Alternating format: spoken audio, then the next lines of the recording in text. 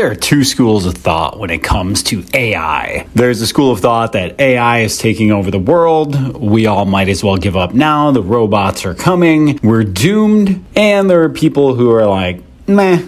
This is just another evolution of the hype cycle. This is just another way for Silicon Valley to try to press their latest technology trend on us, average onlookers from the outside. The truth is probably somewhere in between. Today, I'm going to cover the most current trends in the HR space and talk a little bit about AI during that process. And I'm excited for you to join me. Welcome back to another episode of Payrollin. My name is Matt Vaadi. I am your host. I am honored that you would spend a couple minutes of your day with me. Thank you very much.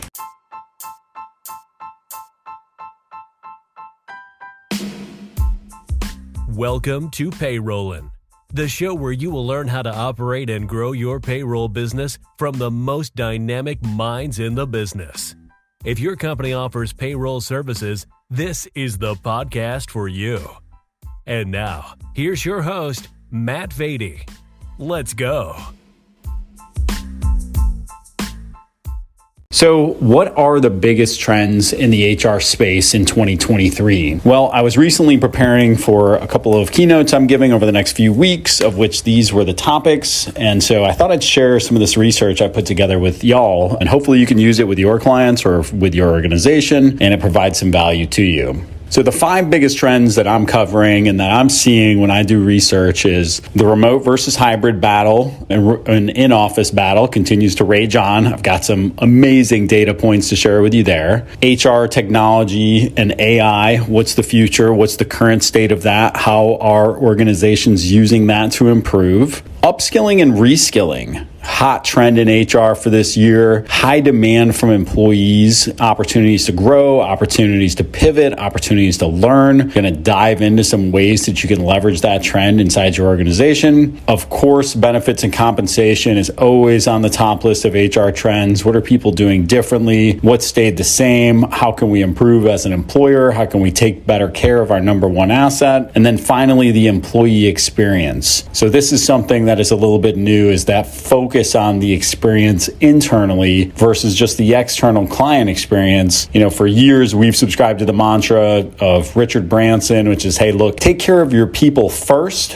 They'll take great care of your customers, and then you can take great care of your community. All these things continue to remain true. However, obviously, employees are steering the ship a little bit right now when it comes to making sure that we are taking great care of them with the better exposure to benefits and hybrid and remote. So all these things are intertwined. So those are the 5 big trends: remote versus hybrid versus in-office, HR tech, upskilling and reskilling, benefits, compensation, and employee experience. Let's dive into each one and take a little bit of a peek into some interesting data and some ways that we can use these to get better as an organization. So first and foremost, the TLDR, for those of you that don't know what the TLDR is, that's the too long, didn't read. So if you're going to net something out, if you're going to just give somebody the too long, didn't read, it's kind of like the old school inverted pyramid when it comes to journalism, like put the juiciest stuff, the net of it at the top, because you're going to lose readers as they continue to work down that pyramid. They're not going to read the bottom, so you can kind of put the mundane things at the bottom. The too long, didn't read when it comes to these HR trends is that it's still the same things. You know, the more things change, the more they stay the same. The same things that have mattered to you and your team over the last 20 years are still the same things that matter. We have different tools, we have different technology, we have slightly different perception in a post-COVID era. But in reality, I think I'm going to share here a few things with you that are interesting in a moment. Things are just starting to get back to what they were pre-COVID with some unique twists after that. So let's dive first into the remote and hybrid situation. Is this here to stay? Well, the data shows an interesting story. So I went ahead and pulled up information. I studied a variety of sources, a Stanford study, U.S. Census Bureau data, Gallup,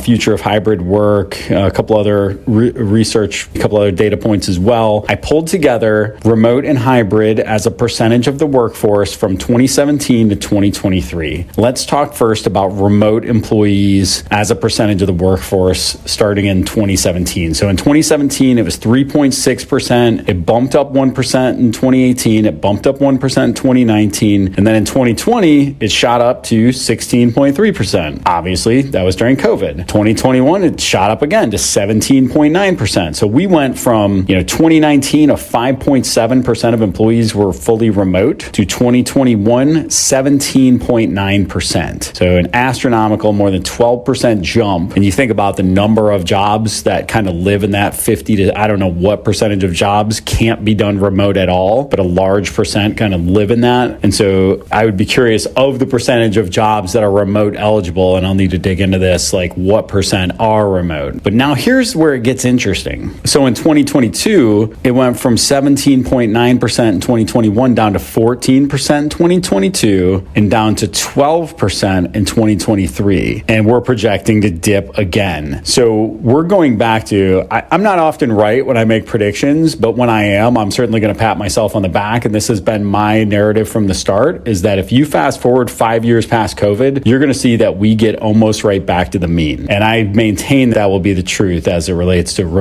fully remote employees, because there is just the leadership that's in place will continue to prioritize the collision, the in-office camaraderie, all those things, and just our old way of doing things, right? Our old habits will prevail in the long run because that's what people have been used to. You've got people in the workforce that have been working there 5, 10, 20, 30, 40 years, and they're used to coming into an office. And those voices will prevail, whether you like it or not, whether you agree or not, that will be the case. And we're seeing it. So if you look at Amazon, Tesla, Meta, they've all drawn their people back in or are in the process of drawing their people back in. So even the most progressive, quote unquote, minds in the industry, the big tech firms, the ones that were all standing up on podiums, shaking a fist, talking about how they're selling their real estate and they're going remote and this is the future, they're all calling their people back in. But now here's where it gets interesting though. So let's talk about hybrid, because to me, hybrid is the new normal. So we've beaten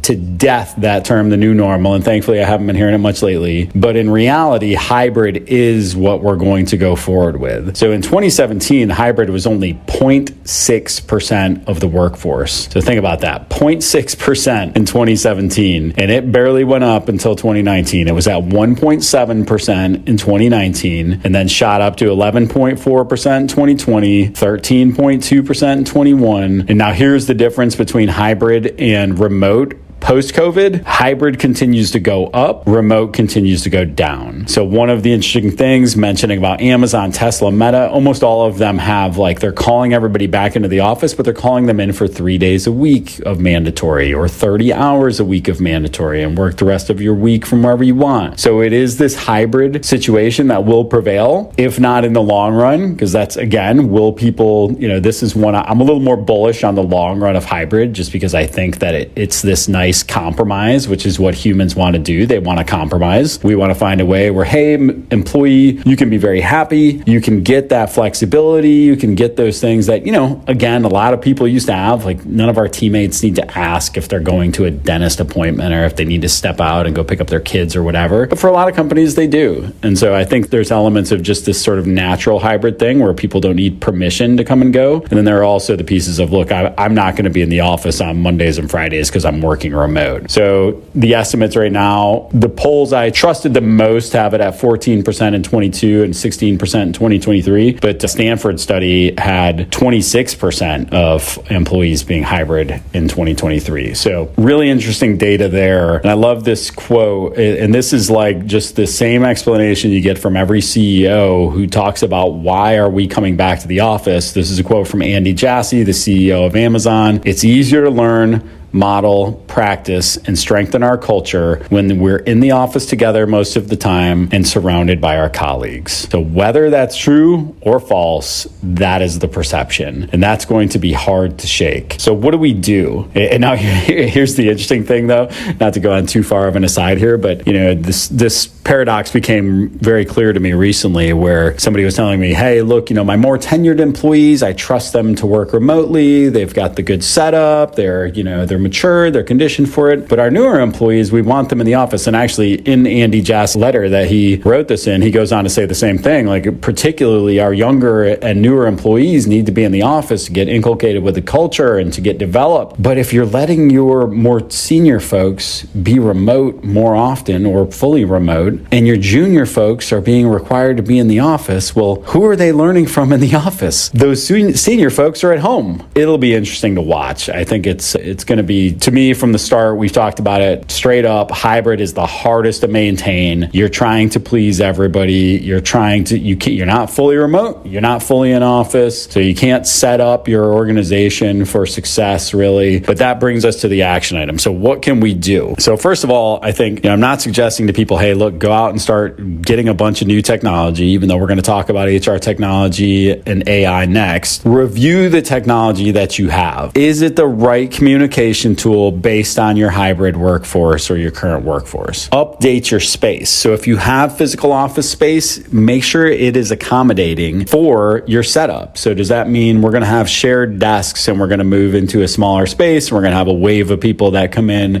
Monday, Wednesday, Friday, a wave that come in Tuesday, Thursday. Like, update your space to make sense for your organization. The last thing you want, if you have 50 people, you have 50 desks, and 3 days out of the week, 25 of them are empty. That doesn't make any sense. You need to make sure that your space makes sense and that it's organized in a way that you've got collaboration space set up. It's just time for a good revisitation and refreshing. And train your leaders. So how do you coach, discipline, hire in a hybrid world? I know we've all gone through a little bit of this training over the last few years, but it's definitely going to be a different time. So managers need to be trained on how to effectively manage a hybrid workforce, understanding the challenges, opportunities, how to build trust and engagement with people when they're not in the same physical proximity all the time. It's going to create more challenges. And even if you trained them on it 2 years ago, dude, we need to be trained on this stuff consistently. We need to be awash in the word, if you will. So that's a little bit about the hybrid versus in-office situation. Let's talk about the rise of AI. Obviously, AI is everywhere right now. Is it more than a buzzword, or are we just stuck on this next hype cycle? And, really AI, in my opinion, well, not my opinion, in reality, is just a continuation of big data. So this isn't something that's new. Big data is a collection of large and complex data sets. AI is the use of algorithms to analyze and make sense of those data sets. So it's really just a continuation of something that was already existing. And, the big underlying transition that we've had in this technology in the recent 12 months is obviously ChatGPT and the tools like it. So language modeling tools. So in order to feed any one of these tools, we need to feed them large, tremendous amounts of data. That's where the big data piece comes in. It's the foundation of AI, and without it, it wouldn't be possible. So the struggle for a lot of organizations is, where do they get those data sets? How do they use them? And, what tools should they use? Well, I'll say this. So my biggest focus right now is the focus on using what we have more efficiently. So does that mean taking tools that we already have that have added AI into them? Does that mean taking just the tools we have and training on them better? That's a huge focus for me as a leader and for my organization. And then we're looking at some cool ways we can integrate AI into our client-facing tools as well. But there's a lot to unpack here. AI can be both. I'll admit, the first time I ever used ChatGPT was the first time I was ever scared of AI. It was a very eye-opening moment. Once I started to understand what it was, I was probably a little less scared of it. However, these are the types of technological advances that are, we're going to look back in 6 months when we look back at NFTs last year were the big thing. Like, if you'd asked anybody who was in the NFT space, it was going to revolutionize how people created and consumed art. They're almost they're not non-existent today, but they're just not mainstream, and they're moving further away from being mainstream. They're fading and phasing out quickly. AI is not going to fade and phase out, but how we use it is going to certainly change quickly over the next few years. So how's it being used in our space, I guess, is the question, the payroll and HR space. It's funny, when you research the ways that companies are using this, I found nothing that was was really any seismic shift in our industry. It was like, oh, it's, it can calculate things better. It can help improve the employee experience. It was just a whole lot of buzzwords and not a lot of like, oh, this is actually something, that's a 0 to 1 advancement in our space.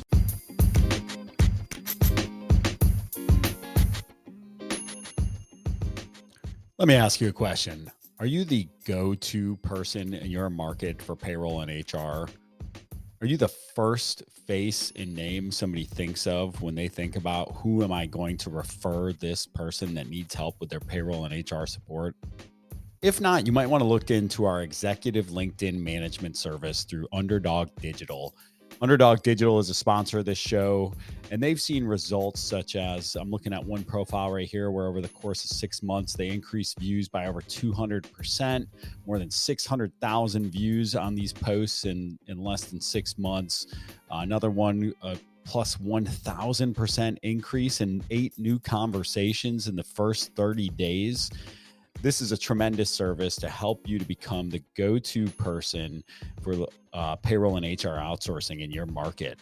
They create content for you, engage with other people in your space, send connection requests, and do outreach to generate conversations that do nothing more than create valuable relationships with your target audience.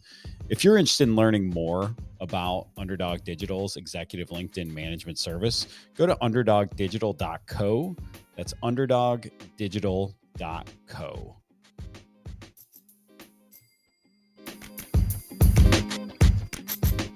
Now, what we're doing, now I will say the one area in HR, it's not payroll and HR necessarily, but I will say the area where it's being used well and efficiently is on the hiring side. So the ability to kind of screen candidates, work through resumes, use profile data. But again, that's algorithm. And so, you can kind of argue when and how AI is involved in that. But I continue to see it as more of an evolution, not an explosion. Now, I will say there has been one massive shift literally just days before I'm recording this, and that is ChatGPT releasing their code interpreter. So their code interpreter can, help with predictive analytics, financial modeling, data analytics, data cleansing, forecasting. I do think as people learn how to use this tool, it can create a seismic shift in our industry. And once people learn how to use it, then they learn how to embed it into their own tools, then you're cooking with gas. So I think about, again, these tools, like it's kind of like, we had IBM Watson for years and,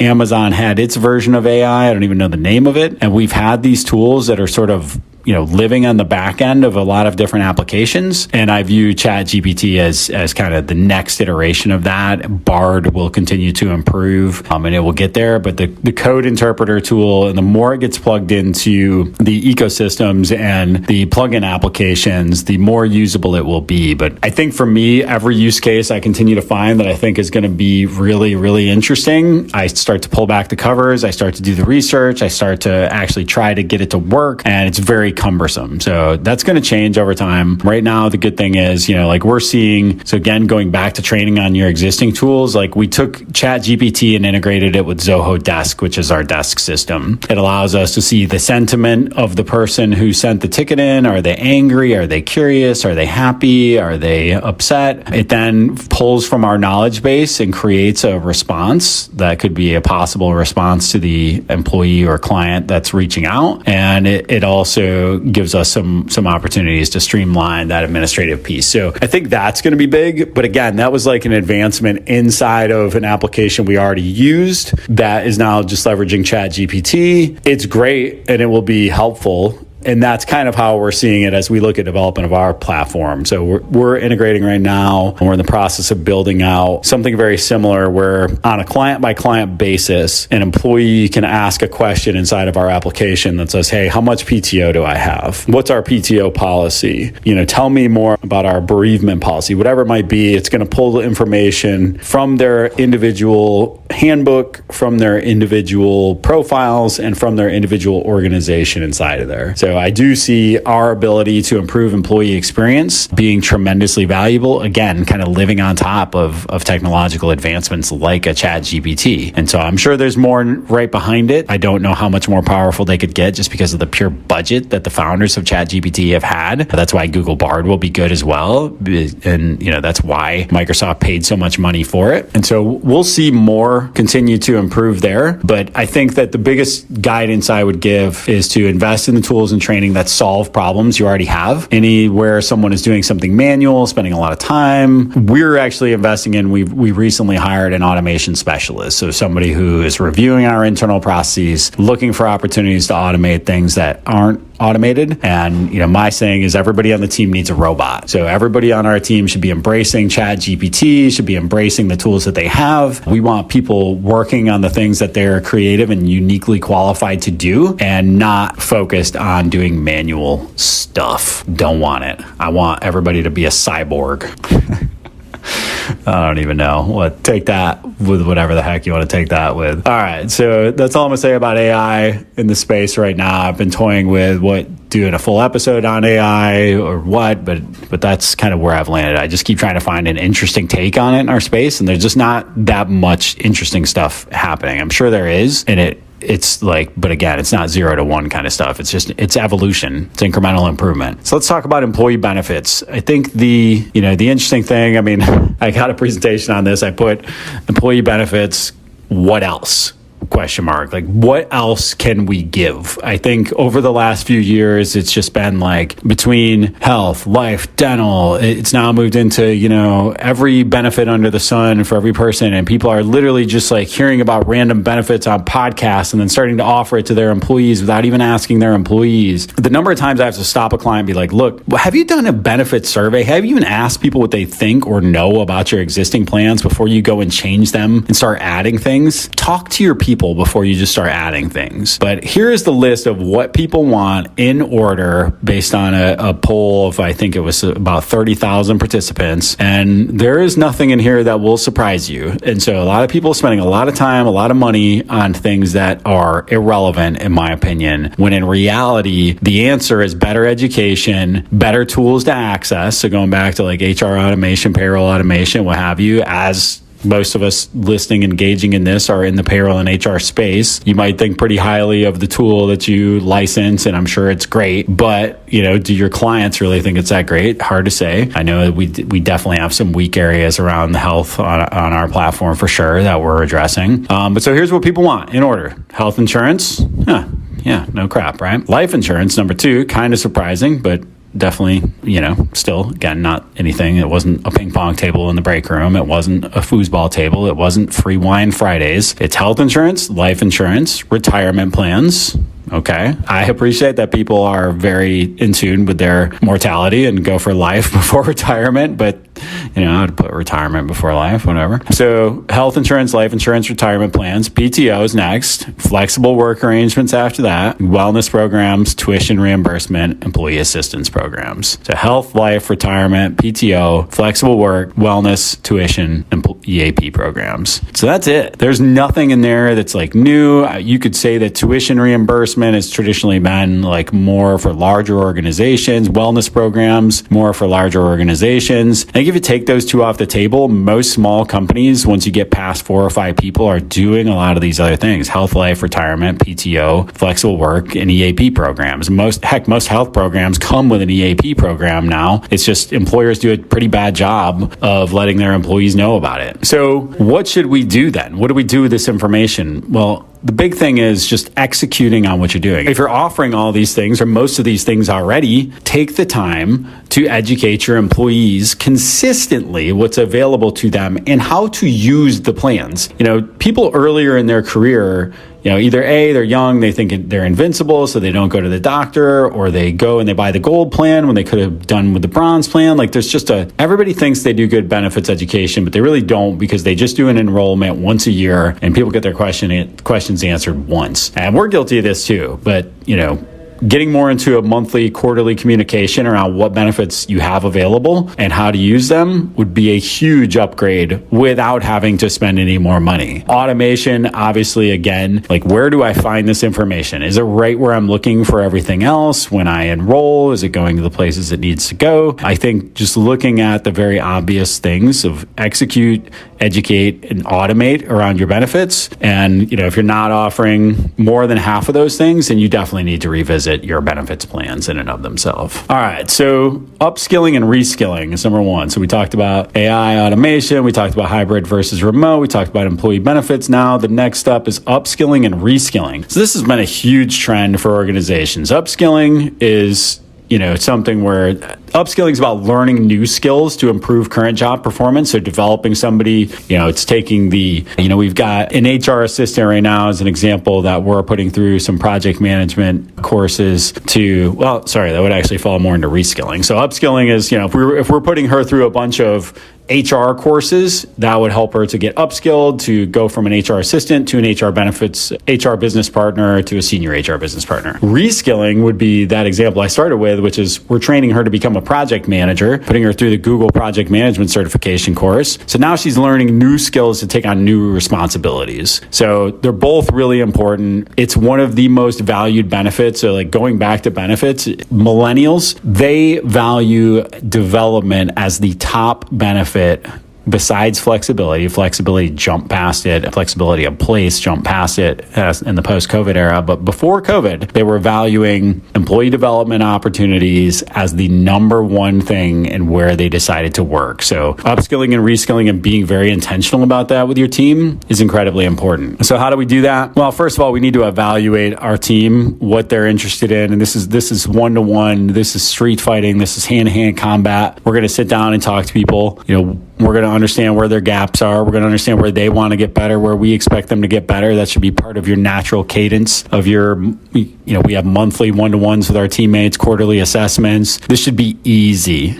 to pull together. So then once we understand kind of where their weaknesses are, we're going to invest in the training. We're going to invest in the tools, invest in what it takes to help this person get to where they want, because it is so much cheaper than turnover. And it is such a great way to advance our people and help them to become a better version of themselves. It's a very easy investment for us. And then finally, we're going to measure the impact of this. And this is the biggest mistake a ton of companies make, is they don't measure. So if I'm going to train this person how to be a project manager, well, I'm going to measure when they're done, like how many projects are they now able to manage. I'm going to find the KPIs around that, and I'm going to find their knowledge around it before they started down this learning and development path and after they finished it. I asked a very simple question to a cohort of people on my team this morning that falls right in line with this. I wanted to ask this for 12 months and I stuck with 6 because, things move fast nowadays, and like holding with one thing for 12 months can be a big challenge. But so I asked them, if you were to look back in 6 months and there's something that you could get awesome at from now until then, what would that be? And so now I know, okay, hey, so one person on the marketing team said Facebook ads as an example. I said, awesome. Now I know I can help you dial in a learning plan for how to get awesome at Facebook ads over the next 6 months.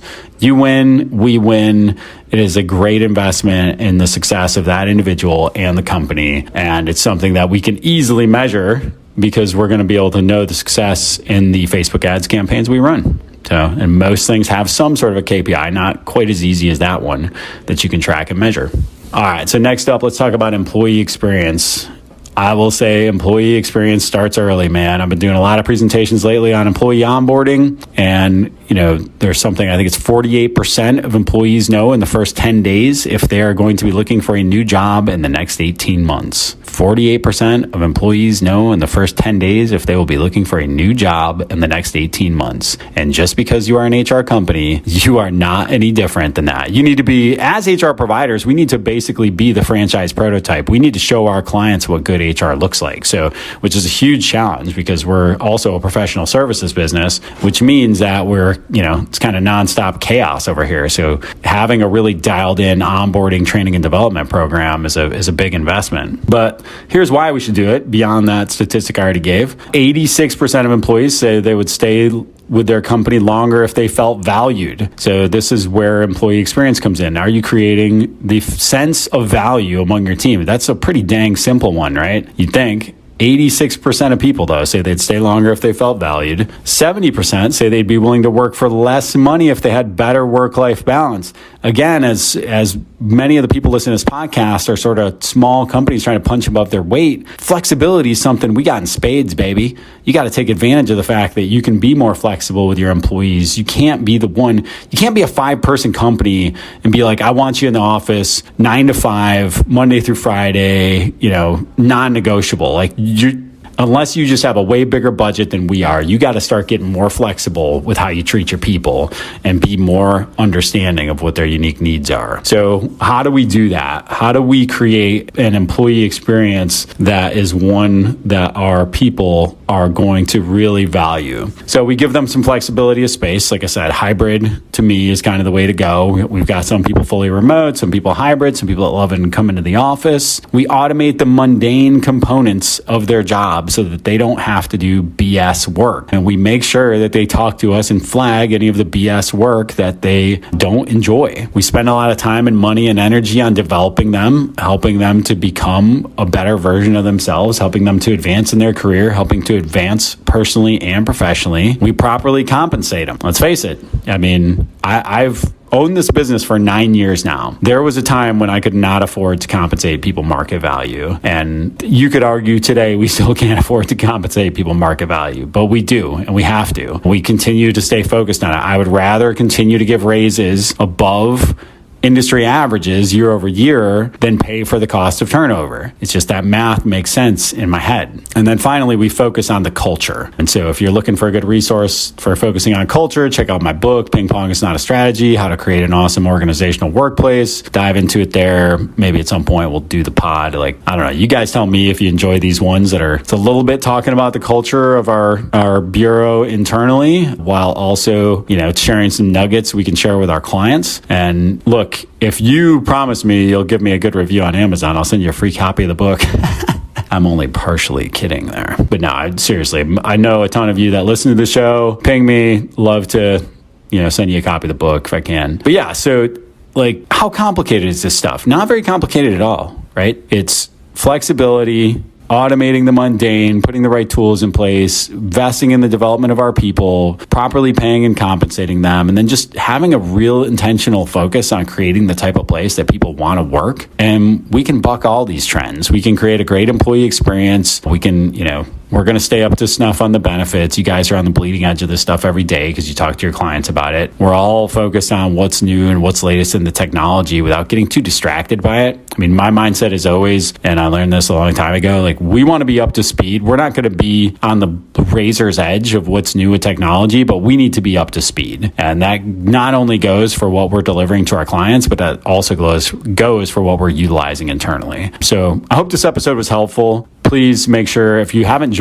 let's talk about the gentleman's agreement here. Gentleman's agreement's going to change a little bit. Gentleman's agreement, ladies' understanding. So I provide all this content for free. We provide all this content for free. It actually takes a good amount of time, money, resources, energy to put this in front of you. We've got people posting the social posts. We've got people dicing up the episodes. All I'm asking from you, gentleman's understanding, or what is it? Gentleman's agreement, ladies' understanding, is that you subscribe to our YouTube channel. But please do it on the Guru channel. We are moving everything. I think we're going to move off of the Payrollin YouTube channel and roll that up under the Guru channel as a playlist, because we're also getting ready to launch this really cool little docu-series that we're filming. It's going to give you some behind the scenes. Y'all will be able to relate to this so much. It's not glamorous. It's in our, Class B office space, sitting in Irmo, South Carolina, dealing with the tough questions that every small business has, trying to find a way to struggle through, trying to find a way to grow this thing brick by brick. And it's just not the glamour that a lot of people think of when they think of entrepreneurship. And so make sure that you subscribe to the YouTube channel. We're going to be releasing those videos there over the next few weeks. I think you're really going to dig it. And I appreciate you coming by. Let me know how I can improve this for you. Thank you so much for your time. If you enjoyed that episode, please share it with someone else who might enjoy it and learn from this. And also, please rate us 5 stars on your favorite podcast player. We really appreciate you taking the time to listen, and also don't hesitate to reach out with other topics you'd like to hear more about. Thanks so much.